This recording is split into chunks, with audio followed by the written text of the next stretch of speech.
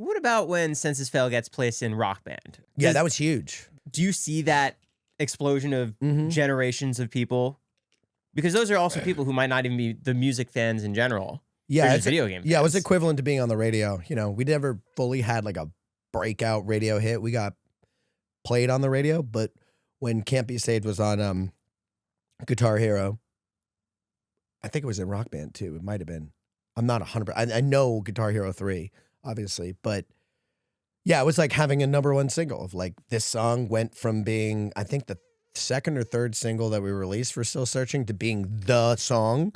It was obvious that like there are people that do not know any of the other songs, but they know this one, and they came to see the band. And they're just standing in the crowd like this. Yeah. Yeah.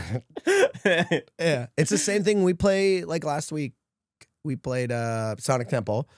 You know, we're playing with Godsmack and POD and Tool and other Electric Callboy and all sorts of other Amon Amarth, just a bunch of stuff that you're really not outside of the Warped Tour scene.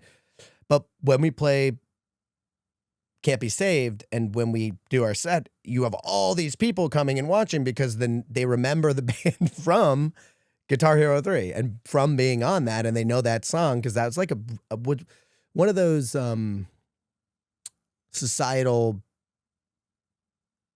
monoculture moments that everyone knew it. We just don't have happen as much anymore. It's like everybody was playing Guitar Hero 3. Everybody was doing that at that time. So those songs for a generation of people who are, it's a pretty big age group because it was a video game, are you're in their world forever because they'll remember that. And that's the benefit and of pretty much having like a single on the radio. It's like the same exact kind of effect. How did that happen? Do they reach out to you? Are you guys constantly pitching?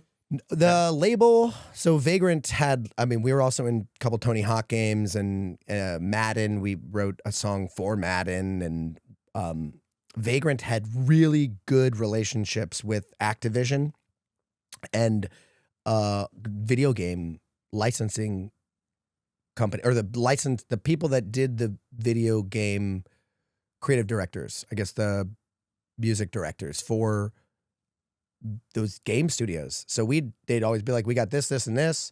And they were hired to do the soundtrack to Tony Hawk American Wasteland, where we all covered old punk songs. And that you was did Suicidal Tendencies. Yeah.